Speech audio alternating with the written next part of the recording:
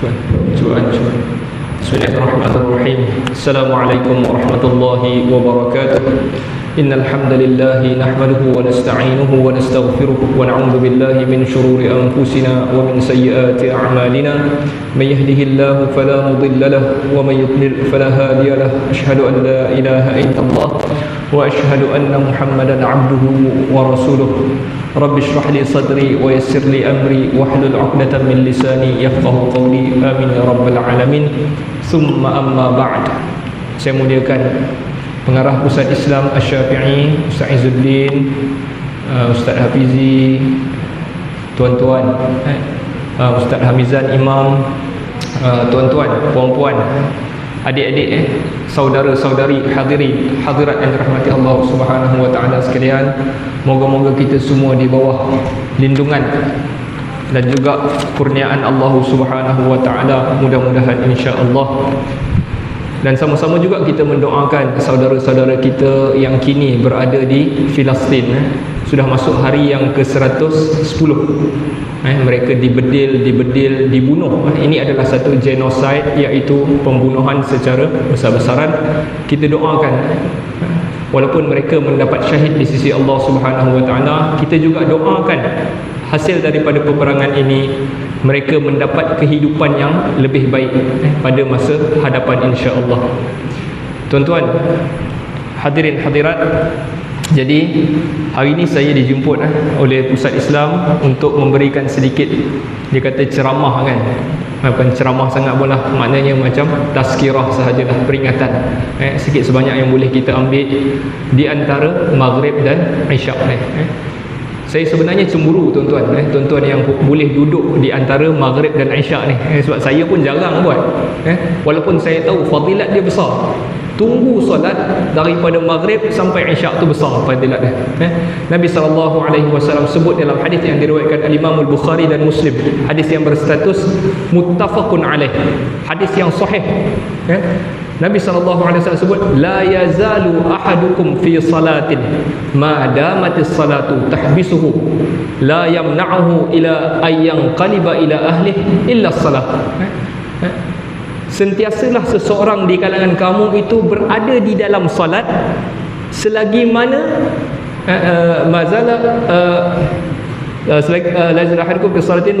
selagi mana solat yang menahan dia, iaitu dia duduk dekat situ tu hanya nak tunggu solat.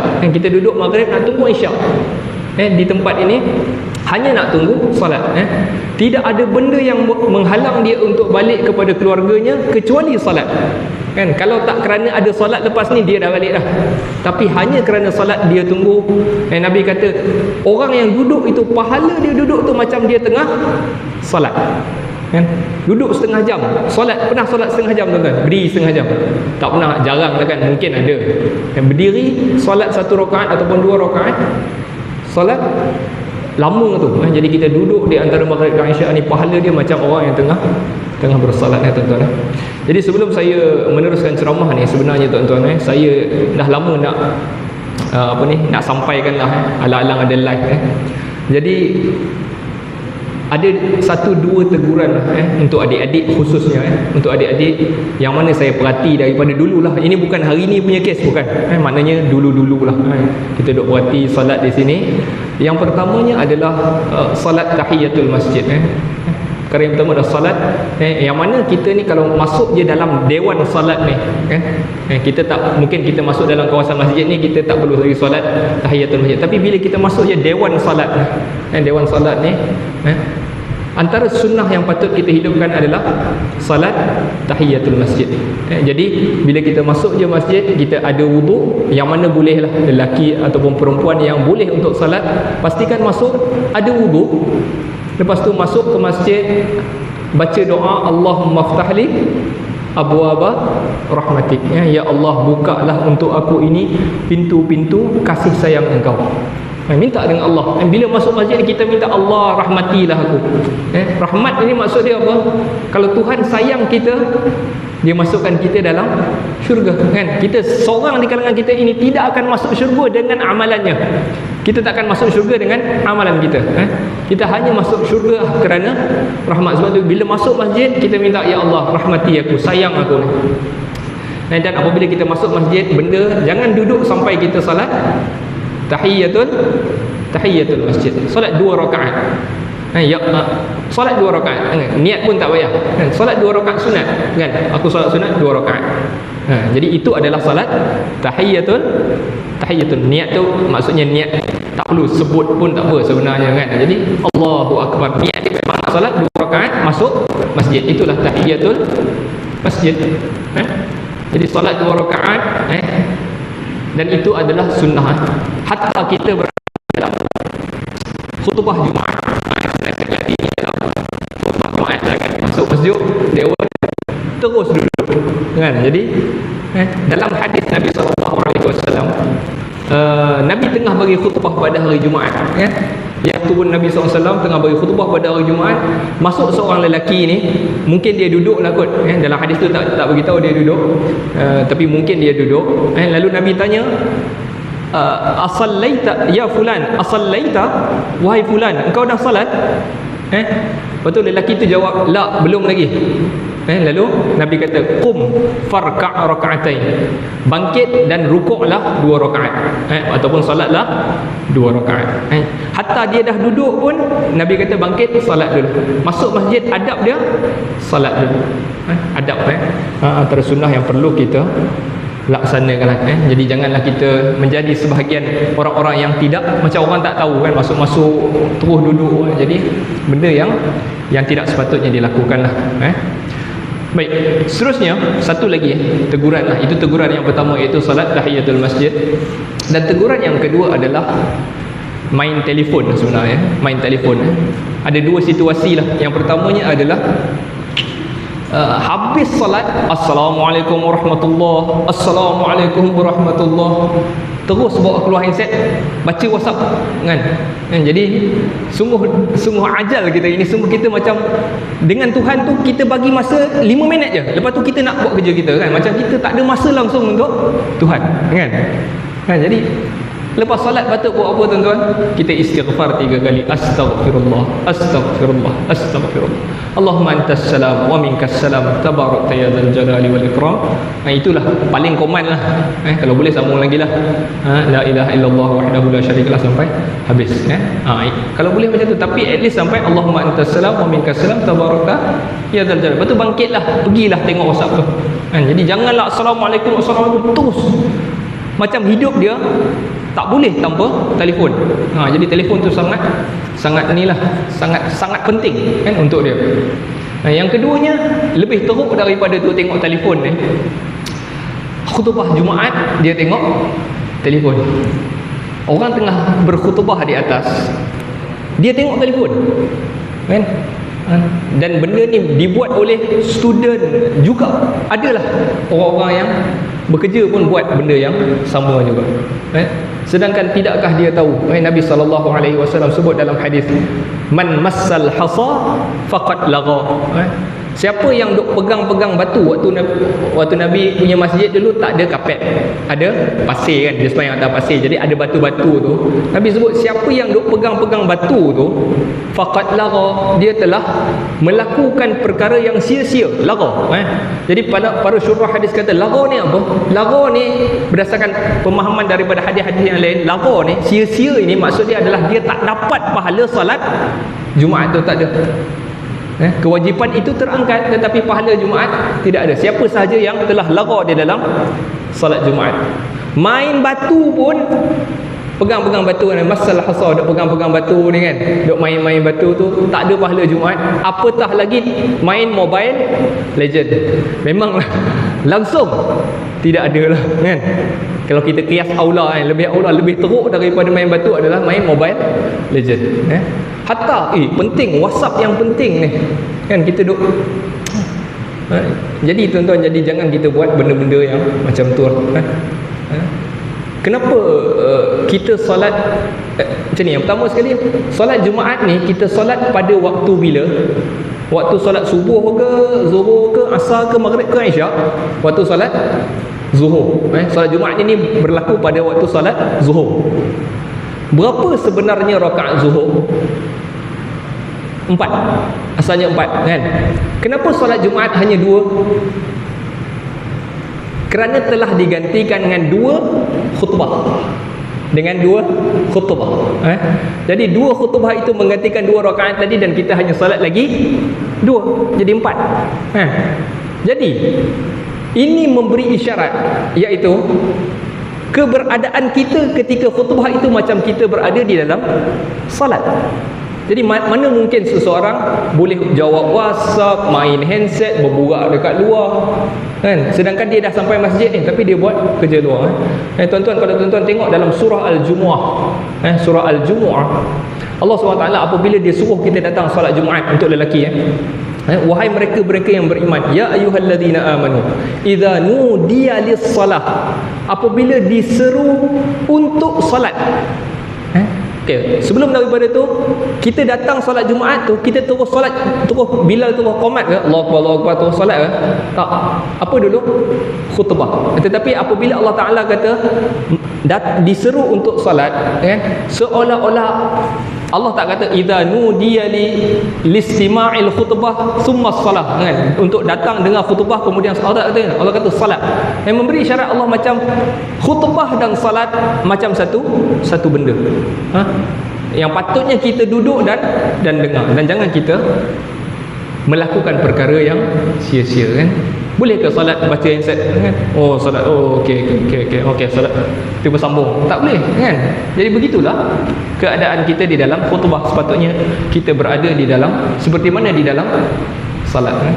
Satu lagi dia sebenarnya antara sunnah yang ditinggalkan adalah kita ni apabila khatib berkhutbah, kita kalau orang Melayu tu kita duduk dalam saf, kan, kita akan menghadap depan, kan. Yang sunnahnya adalah dia berpaling, badan dia tu menghadap khatib. Itu sunnah. Kita kena macam ni, macam tuan-tuan duduk ni, kan. Kalau ceramah kita mungkin berpaling pandang. Kita bagi sepenuh perhatian. Kita macam pandang. Kita bukan pandang depan khatib kat situ, kan. Kita guna pandang depan, kan. Sebab kita duduk dalam saf, kan. Itu budaya di Malaysia lah. Kalau kita tengok di negara Arab tu dia rapat, dia duduk rapat, jadi dia akan pandang. Tapi tak apalah, jadi siapa yang boleh untuk melakukan, lakukanlah. Baik, jadi hari ni kita patah balik kepada tuan-tuan. Habislah saya punya teguran tu lah, 1-2 benda yang saya lama nak cakap tapi tak diberi mikrofon.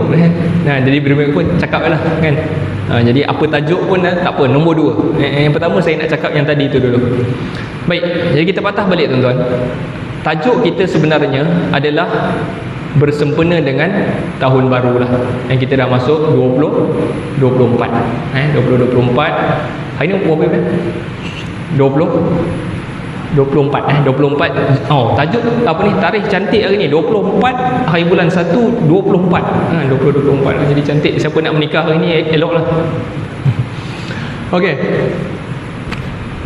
Hari ni adalah 24 Januari 2024 bersamaan dengan Rejab lah. Sekarang ni kita berada pada bulan Rejab, Jadi bulan Rejab adalah bulan haram, yang mana Allah Subhanahu Wa Taala muliakan bulan ini sejak bila tuan-tuan? Sejak diutuskan Nabi ke Allah muliakan bulan Rejab ni, bulan haram ni? Tak. Sejak dia ciptakan langit dan bumi, dia Allah Taala dah muliakan bulan Rejab. Tak apalah, nanti kita panjang pula. Baik, kita nak cerita pasal tahun baru, tuan-tuan. Tahun baru, jadi apabila disebut sahaja tu tahun baru ni, tuan-tuan, apa yang perkara pertama yang kita akan nampak tahun baru? Bila orang sebut New Year, ataupun tahun baharu, yang betulnya baharu, bukan baru, baharu. New Year, tahun baharu. Baik, apa yang tuan-tuan terfikir? Sambutan tahun baharu. Okey, kita akan fikir celebrate. Oh, kita nak celebrate ni. So 31 Disember tu kita pun dah siap, malam tu dah siap. Malam tu kita panggil, orang putih panggil New Year's Eve. New Year's Eve, kan. So 31 tu ready, kita nak countdown, kan. Itu celebration lah, sambutan, Jadi yang menyambut tahun baru ni, tuan-tuan, kalau kita tengok balik sejarah tahun lah, maksudnya masuk je tahun, tak kisahlah tahun Masihi ke, tahun Hijri ke, tahun apa ke, masuk je tahun dia sambut. Budaya ni datang daripada mana, tuan-tuan? Kalau kita tengok Nabi SAW tak pernah sambut tahun baru, tak pernah. Tidak juga para sahabat, tidak juga tabi'in, tak pernah sambut. Tahun baru Hijri ke dia tak pernah sambut. Jadi kalau kita tengok balik sejarah, asalnya kalau yang pertama kali direkodkan yang menyambut tahun baru ni, dia sekitar 4,000 tahun yang lepas. 4,000 tahun lepas. 2,000 tahun 2000 sebelum Masihi. Tahun 2000 sebelum Masihi, maknanya sekarang ni tahun Masihi dah 2024, kan 2000 tahun dah lah. 2000 tahun sebelum Masihi tu, di dalam tamadun Babylon, tamadun Babylon, dan Babylon waktu itu adalah beragama pagan. Pagan ni menyembah berhala, geng-geng penyembah berhala. Jadi dia ada banyak Tuhan ni, Tuhan untuk jaga ni, Tuhan untuk jaga ni. Itu pagan. Okey, bangsa Babylon waktu itu adalah pagan. Jadi mereka yang mula-mula dalam rekod sejarah menyambut kehadiran tahun baru. Jadi bila kata 4,000 tahun lepas, ini sebelum daripada Nabi lagi. Sebelum daripada Nabi. Sebab Nabi dengan kita baru 1,400 tahun. Kan, jadi kalau 4,000 maknanya 2,600 tahun sebelum Nabi. Lama. Dan mereka yang mula-mula direkodkan menyambut tahun baru. Selepas tu yang direkodkan pula 2,000 tahun lepas daripada itu yang juga sambut tahun baru adalah daripada kerajaan Rom. Kerajaan Rom di bawah pemerintahan Julius Caesar. Julius Caesar ni dia buat satu kalender baru, dipanggil Julian calendar. Julian calendar ni dia hampir sama dengan kalender kita hari ni. Tapi hari ni yang kita pakai ni bukan Julian, kita pakai Gregorian. Selepas Julian dia jadi Gregorian. Gregorian. So kita pakai yang Gregorian ni. Tapi Julian ni dekat-dekat lah macam yang kita punya. Bila dia start buat kalender baru, Julian calendar, jadi dia namakan bulan yang pertama itu adalah Januari. Dinamakan Januari bersempena dengan Tuhan. Waktu ni Rom pun belum Kristian lagi. Ini sebelum daripada Nabi Isa lagi. Dalam 40 tahun sebelum Nabi Isa. Julius Caesar memerintah, dia buat kalender dan dia letak bulan yang pertama adalah bulan Januari bersempena dengan Tuhan dia nama Janus. Jadi Janus ni adalah Tuhan, Tuhan orang Rom lah. Dia ada banyak Tuhan. Bila dia sembah berhala ni, dia banyak Tuhan lah. Jadi Tuhan Janus ini dikatakan dia adalah Tuhan permulaan. Dan sifat dia, gambar dia ada dalam koin. Muka yang pandang depan, muka dia ada dua. Muka pandang depan, muka satu lagi pandang belakang. Kan? Mungkin tuan-tuan pernah tengok kot, kan? Muka yang dua itu panggil Janus. Yang membawa maksud dia boleh tengok ke belakang dan dia juga tengok masa depan. Jadi dia letak Januari sebagai hari pertama dan 1 Januari bermula daripada itu 1 Januari disambut oleh siapa ni? Rom yang beragama pagan, pagan penyembah berhala. Ini sebelum Nabi Isa lagi. Jadi daripada situ kita nampak asal usul orang yang menyambut tahun baru tidak ada kaitan dengan bangsa Melayu, tak ada. Tertepih. Okey, jadi tak ada kaitan dengan bangsa Melayu, tak ada juga kaitan dengan agama Islam, tak ada kaitan. Sambutan ni tak ada langsung kaitan dengan agama dan juga bangsa kita. Apa lagi bila sebut tahun baru tu kan? Kita buat azam tahun baru. Kan apa lagi kita buat? Jadi nak bagi tahu yang kita ni memang kaki tiru, kan? Kita ni copy paste punya orang.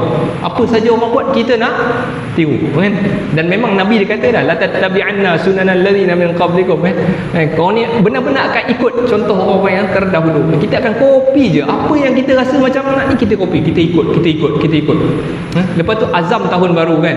Azam tahun baru ni ataupun kalau orang putih dia panggil New Year resolution, resolusi tahun baru, kan? Kita pun malam tahun baru tu kita pun dah list dah. Yang tahun ni aku nak dapat ni, nak dapat ni. Kan? Siapa yang buat ni, tuan-tuan? Kalau ikutnya Babylon dulu tu, memang pada malam itu memang mereka ada buat perjanjian baharu. Kita ambil yang tu lah. Dan juga selepas daripada apa tadi, Julius Caesar pun sama. Julius Caesar ni pada malam tahun baru tu mereka akan bagi persembahkan kepada Tuhan Janus ini makanan, makanan macam wine, arak, makanan yang ada garam. Dia akan bagi apa lagi macam-macam, dia kek, dia akan persembahkan kepada Tuhan Janus. Lepas tu dia akan buat parti, dia akan buat parti dan orang akan join parti itu. Dia akan bertukar-tukar hadiah dan sebagainya lah. Jadi itu perbuatan yang kita pun sama lah. Maksudnya kita pun ada parti dia kan, New Year's party lah apalah, dan kita tiru daripada mereka ini. Jadi ia juga adalah perkara tuan-tuan, kalau saya nak kata sambut, buat azam tahun baru ni, berat hati nak cakap tapi dia macam seolah-olah adalah tasyabbuh. Tasyabbuh iaitu kita cuba menyerupai, kita macam nak tiru orang tu. Kita ni kalau nak tiru, agama suruh tiru orang yang baik, orang yang soleh, kita tiru dia. Tapi jangan, kita dilarang untuk meniru orang-orang yang jahat. Tiru pakai baju macam orang jahat, yang ni agama tak bagi. Dan seburuk-buruk orang jahat adalah orang yang kufur kepada Tuhannya. Kita pergi tiru pula geng-geng kafir ni kan, sambut itu, buat azam pada tahun, benda yang benda sepatutnya kita tak patut buat lah. Kita tak patut tasyabbuh. Nabi SAW sebut, man tasyabbaha biqaumin fahuwa minhum. Sesiapa yang menyerupai satu kaum, yang tasyabbah, cuba nak macam tiru dia orang, dia itu fahuwa, dia itu minhum, di kalangan mereka, samalah macam puak tu. Jadi benda ini saya anggap macam jangan buat. Habis tu tak payah ada azam kan. Kalau dah tak boleh tiru, tak payah azam ke macam mana? Kita dalam Islam sentiasa diajar untuk membuat perancangan. Rancang, kita mesti rancang hidup kita. Rancang itu mesti, tak boleh tak rancang hidup ni. Dalam Al-Quran pun Allah Ta'ala kata kepada Nabi, wa'iddu lahum mastata'tum min quwwatin wa min ribatil khail. Siapkan untuk mereka, iaitu musuh-musuh Allah itu, mastata'tum, apa yang engkau mampu, min quwwah, daripada kekuatan, tentera-tenteranya, senjata-senjatanya, wa min ribatil khail, dan juga kuda-kuda yang bertambat. Maksudnya nak hadapi musuh, untuk keselamatan, untuk kejayaan, kemewahan, kita mesti ada plan. Islam memang ajar kita, bahkan lebih daripada tu. Islam bukan hanya ajar macam tahun baru ni kita buat azam setahun, tak. Islam bahkan suruh kita plan untuk esok kan. Al-Quran sebut apa? Ya ayyuhalladzina amanu, wahai mereka yang beriman. Ya ayyuhalladzina amanu taqullaha, bertakwalah kepada Allah. Wal tanzur nafsun, dan tengoklah diri, dan suatu jiwa itu tengoklah ma qaddamat lighad, apa yang telah dia persiapkan untuk hari esok. Wattaqullah, apa yang dia dah siapkan untuk esok. Esok pun Tuhan suruh kita bersedia. Tengok apa yang you dah buat. Walaupun para mufassirin kata ghad itu, esok itu maksud dia hari akhirat.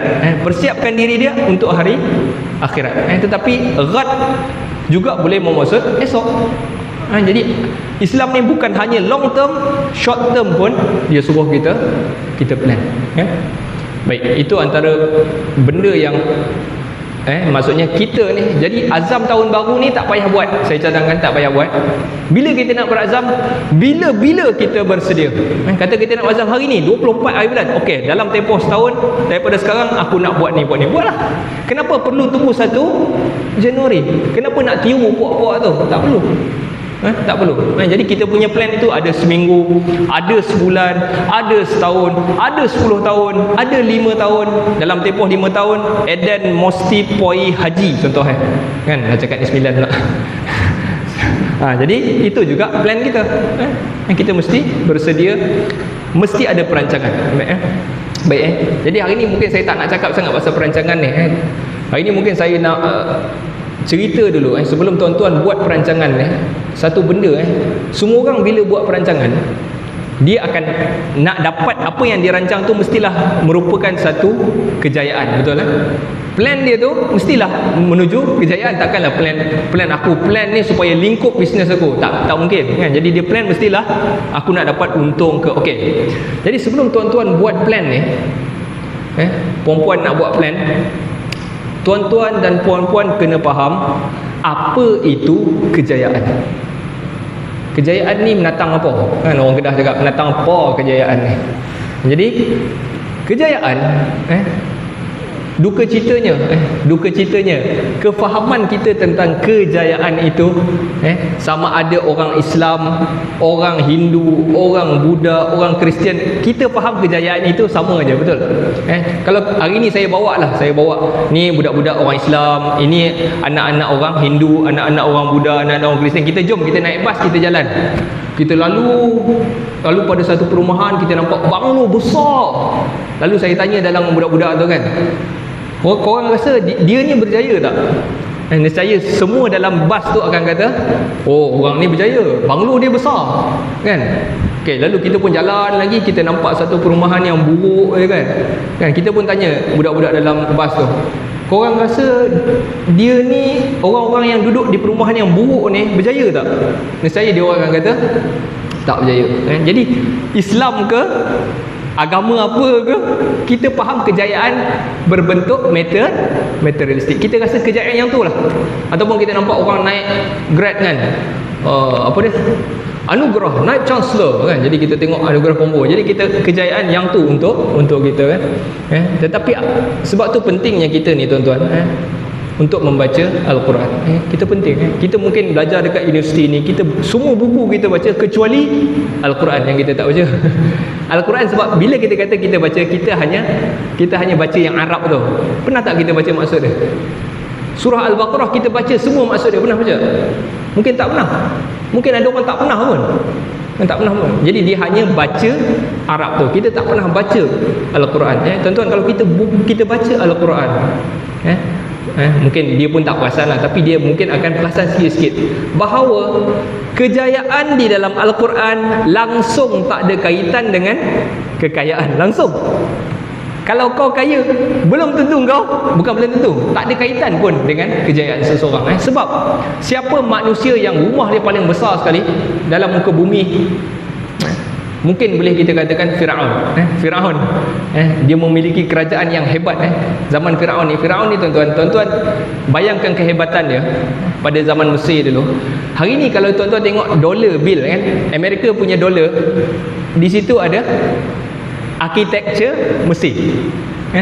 Punya hebat. Dan Amerika dia bercita-cita untuk jadi Mesir pada zaman ini. Zaman tu Mesir tu hebat, jadi Amerika rasa nak jadi macam Mesir pada zaman ini. Kaya. Mesir adalah kerajaan yang sangat hebat. Jadi kalau kita lalu waktu zaman Firaun dulu, kita akan nampak rumah yang paling besar dalam muka bumi ni adalah rumah Firaun. Adakah Firaun orang yang berjaya tuan-tuan di sisi Al-Quran? Tak ada. Dan dia adalah orang yang paling loser sekali dalam Al-Quran tu. Dia paling loser sekali. Jadi kaya tak ada kaitan langsung dengan kejayaan. Dan orang antara yang direkodkan di dalam Al-Quran, orang yang paling berjaya adalah Nabi Ibrahim lah kan. Inna Ibrahima kana ummah. Al-Quran ada, Ibrahim itu macam satu umat. Dia tu macam satu umat. Dia punya impact dia kan. Okey. Jadi Ibrahim ni, kalau kita tahu, kita baca Al-Quran dia bertengkar dengan bapak dia buang dia daripada rumah. Dia adalah orang yang kita panggil hari ni homeless, yang tak ada rumah. Tak ada rumah kan, mungkin duduk dekat tepi-tepi jalan kan. Dia adalah orang yang paling berjaya di dalam Al-Quran. Jadi tuan-tuan, jadi kita kena faham bila kita nak plan sukses, kita kena faham betul-betul what is success. Apa itu sukses? Sukses tak mesti kaya. Tak perlu kaya pun kita boleh sukses. Tetapi Allah halang ke kita untuk kaya? Allah tak halang. Silakan kaya. Silakan. Tetapi kalau awak kaya, adakah kita ambil semua untuk kita? Tak. Kan? Kita ada 1 juta ataupun kita ada 300,000. Allah Ta'ala bagi kita duit 300,000 banyak. kita beli Mercedes ataupun BMW 250,000 untuk kita, yang tu tak bagus lah. Patutnya you pakailah kereta apa yang boleh, dan yang lain you sedekah kan, you bangkitkan orang lain, you bantu orang ni, bantu. Itulah patutnya orang kaya, bukan you. Jadi orang yang tunjuk kemewahan dia, dia belum, maksudnya tidak memberi impak pun kepada orang lain sebenarnya. Jadi kejayaan tuan-tuan, kalau kita tengok di dalam Al-Quran, saya sebutkan 1-2 ayat di dalam Al-Quran macam mana Allah Ta'ala describe success. Allah Ta'ala sebut dalam surah Al-Mu'minun, qad aflahal mu'minun, sungguh benar-benar berjaya orang yang beriman. Alladzina hum fi salatihim khashi'un, yang mana di dalam salat mereka itu khashi'un, yakni khusyuk. Walladzina hum 'anil lagwi mu'ridun, dan mereka itu terhadap benda-benda yang lara, yang sia-sia ni. Lara kan, main game kan, dia cuba tengok Netflix kan, dia cuba berpaling lah. Maknanya benda yang tak ada faedah dia berpaling. Berpaling. Walladzina hum lizakati fa'ilun, dan terhadap zakat dia melakukannya. Walladzina hum lifurujihim hafizun, dan mereka itu terhadap kemaluan-kemaluan mereka pelihara, illa ala azwajihim, kecuali kepada pasangan-pasangan mereka. Baik, yang tu adalah describe kejayaan di dalam Al-Quran. Orang yang mampu beribadat, orang yang tahan diri daripada maksiat, itulah kejayaan yang sebenar. Jadi apabila kita buat plan, jangan, nak bagi tahu kat tuan-tuan ni, jangan tinggal aspek agama ni, jangan tinggal. Kan? Memang you nak kaya, you memang nak kaya, tapi you jangan tinggal. Plan I setiap malam mesti nak solat, ataupun tak payah cerita amalan-amalan sunat yang dahsyat ni, tahajud pun tak payahlah kan. Solat sunat rawatib cukup kan. Sebelum subuh, sebelum zuhur, lepas zuhur, lepas tu lepas maghrib, lepas isyak, cukup. Yang tu aku nak buat tahun ni, aku mesti buat yang tu. Jangan tinggalkan benda-benda ni. Apa lagi gambaran Al-Quran tentang orang-orang yang berjaya? Alladzina amanu. Allah Ta'ala kata, aja'altum siqayatal haji wa imaratal masjidil haram kaman amana billahi wal yawmil akhir wa jahada fi sabilillah la yastawuna indallah wallahu la yahdil qaumadh dhalimin. Alladzina amanu, mereka-mereka yang beriman, wahajaru, dan yang berhijrah, wajahadu, dan berjuang fi sabilillah, pada jalan Allah, bi amwalihim, dengan harta mereka, wa anfusihim, a'zamu darajatan indallah, dengan harta mereka dan diri mereka lebih besar darjatnya di sisi Allah, wa ulaika humul faizun, dan mereka itulah orang-orang yang berjaya. Baik, mungkin tuan-tuan tak dapat tangkap lagi sebab ayat ni macam surah dia jauh-jauh. Kita pergi surah yang paling dekat sekali, iaitu surah Wal Asr. Wal Asr, semua lancar. Antara boleh dikatakan surah yang kedua terpendek di dalam Al-Quran. Nombor 1, Inna A'tayna. Itu yang kita bawa. Rakaat pertama Inna A'tayna, yang kedua Wal Asr. Surah nombor 1 paling pendek, nombor 2 paling pendek, kita baca kan.